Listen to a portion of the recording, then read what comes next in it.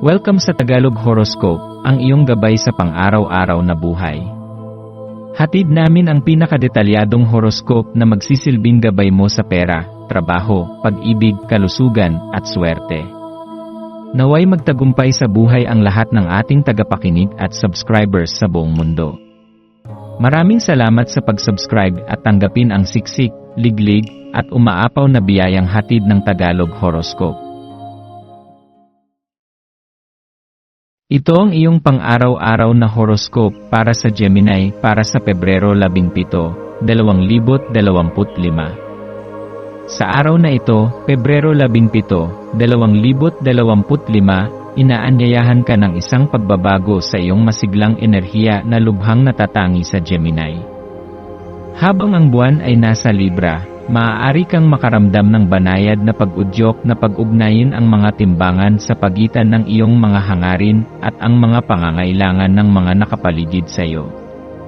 Ngayon, ang iyong walang takot na espiritu ay maaaring humantong sa iyo sa malalim na mga iniisip at kilos na sumasalamin sa parehong iyong panloob na mga aspirasyon at ang kagalingan ng iba.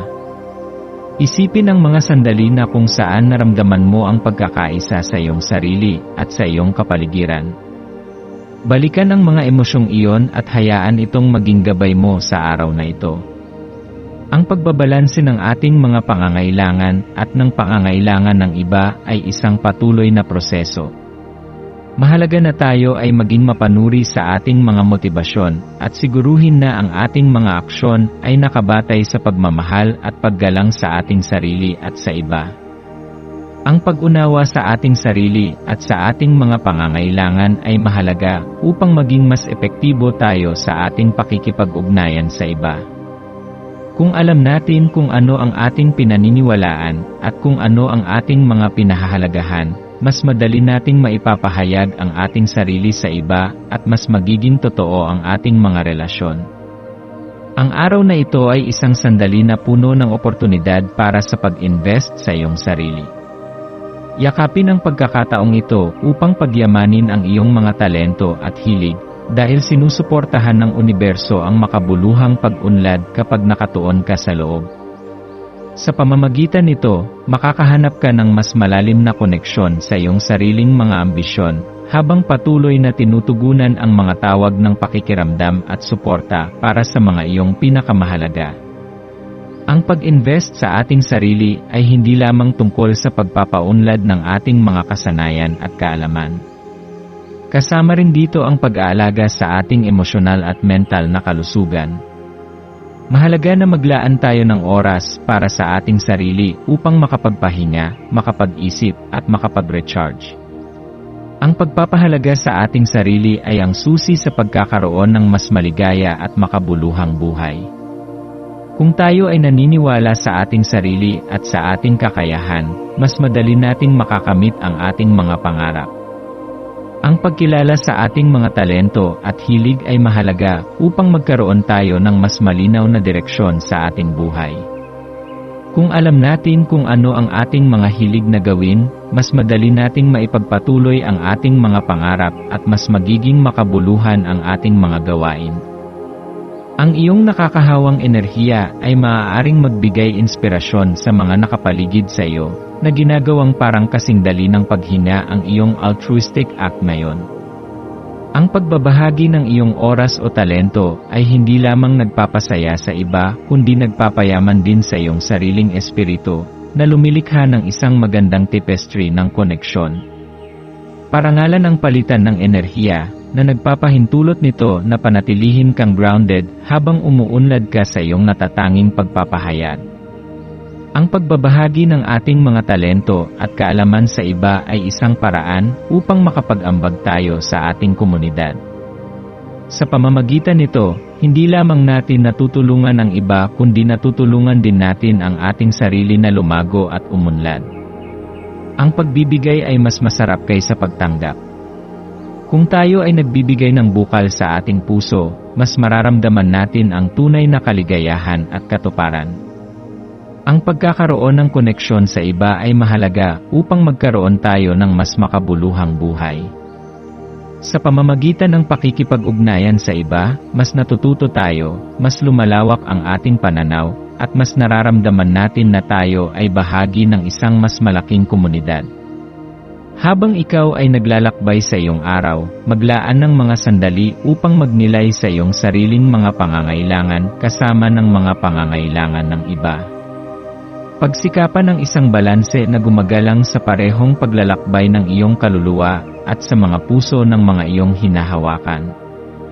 Kapag pinagsama mo ang metikuloso na pag-aalaga sa sarili sa isang mapagbigay na espiritu, inaanyayahan mo ang universo na gantimpalaan ang iyong mga pagsisikap ng kagalakan at katuparan.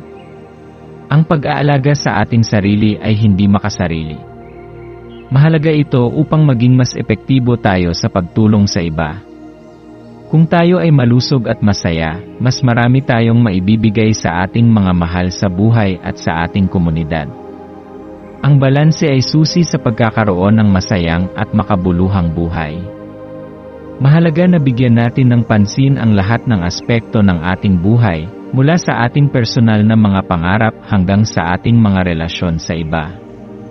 Ang pagkakaroon ng balanse sa ating buhay ay nangangahulugan na binibigyan natin ng pantay na pansin ang ating mga pangangailangan at ang pangangailangan ng iba. Hindi ito nangangahulugan na kailangan nating isakripisyo ang ating sarili para sa iba, kundi dapat nating siguruhin na tayo ay malusog at masaya upang mas makatulong tayo sa iba. Sa araw na ito, binibigyang diin ang komunikasyon, pakikipag-ugnayan sa iba, at pag-aalaga sa sarili. Mahalaga na maglaan ng oras para sa mga taong mahal mo at ipakita sa kanila ang iyong pagpapahalaga. Ang pagpapahayag ng iyong mga damdamin at pangangailangan ay mahalaga rin. Ang komunikasyon ay susi sa pagkakaroon ng matatag na relasyon. Sa pamamagitan ng bukas at tapat na komunikasyon, mas madali nating maiintindihan ang ating mga sarili at ang iba. Ang pakikipag-ugnayan sa iba ay nakakatulong sa atin na lumawak ang ating pananaw at mas maunawaan ang mundo sa ating paligid. Ang pag-aalaga sa sarili ay mahalaga upang maging mas malakas at mas handa tayo na harapin ang mga hamon ng buhay. Ang pagbibigay at pagtanggap ay magkasama. Mahalaga na matutunan nating tumanggap ng tulong mula sa iba kung kinakailangan at magbigay ng tulong sa mga nangangailangan. Sa pamamagitan nito, mas magiging makabuluhan ang ating mga relasyon at mas magiging masaya ang ating buhay. Ang araw na ito ay isang paalala na ang buhay ay isang paglalakbay na nangangailangan ng balanse sa pagitan ng pagbibigay at pagtanggap. Mahalaga na pangalagaan natin ang ating sarili at ang ating mga relasyon sa iba. Huwag natin kalimutan na tayo ay mga nilalang na may puso at isip, at kailangan nating pangalagaan ang parehong mga ito. Ang pagbibigay at pagtanggap ay magkasama. Mahalaga na matutunan nating tumanggap ng tulong mula sa iba kung kinakailangan at magbigay ng tulong sa mga nangangailangan. Sa pamamagitan nito, mas magiging makabuluhan ang ating mga relasyon at mas magiging masaya ang ating buhay. Ang pagiging bukas sa pagtanggap ay hindi nangangahulugan na tayo ay mahina. Sa katunayan, ito ay nagpapakita ng ating lakas at tapang na umamin na kailangan natin ang tulong ng iba. Ang pagbibigay naman ay nagpapakita ng ating pagmamahal at pagmalasakit sa iba. Sa pamamagitan ng pagbibigay, mas nararamdaman natin ang koneksyon natin sa iba at mas nagiging makabuluhan ang ating buhay. Sa araw na ito, ang enerhiya ng Libra ay nagdadala ng isang paalala tungkol sa kahalagahan ng balanse at harmonya sa ating mga relasyon. Maaaring ito ay ang tamang panahon para magnilay sa mga relasyon na mayroon ka sa iyong buhay, lalo na sa mga taong malapit sa iyo. Mayroon bang mga aspekto na nangangailangan ng pagbabago o pagpapabuti? Ang pagiging bukas sa komunikasyon at ang pagiging handa na magpatawad ay mahalaga upang mapanatili ang matatag at malusog na relasyon. Ang pag-unawa sa perspektibo ng iba ay makakatulong din sa iyo na mas maunawaan ang kanilang mga pangangailangan at damdamin. Ang pag-aalaga sa sarili ay mahalaga upang maging mas produktibo at mas masaya. Maglaan ng oras para sa mga bagay na nakakapagpasaya sa iyo at nakakatulong sa iyo na mag-relax. Maaari itong maging pagbabasa ng libro, pakikinig sa musika, o pag-spend ng oras sa mga kaibigan at pamilya. Ang pagiging malusog sa lahat ng aspekto ay makakatulong sa atin na maging mas produktibo at mas masaya. Huwag kalimutan na ang pag-aalaga sa ating sarili ay hindi makasarili. Sa katunayan, ito ay isang mahalagang bahagi ng ating paglago bilang isang tao.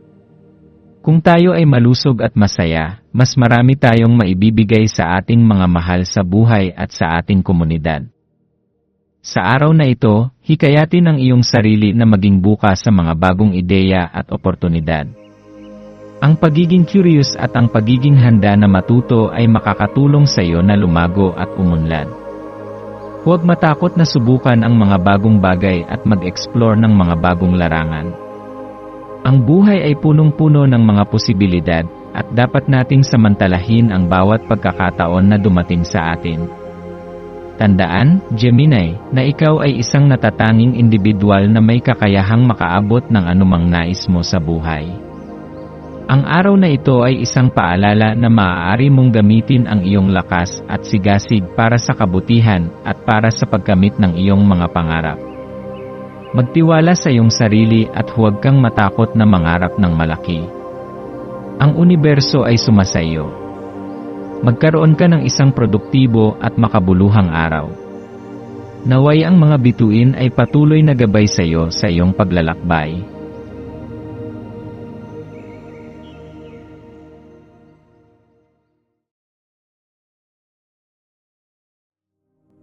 Tayo ay magkaroon ng kaunting sandali upang ipagdasal ang lahat ng mga dalangin ng ating mga subscribers, na sana'y matamo nila ang kanilang mga pinapangarap sa buhay, magandang trabaho, mabuting kalusugan, payapa at masayang pamumuhay, at siksik, liglig at umaapaw na biyaya at kayamanan.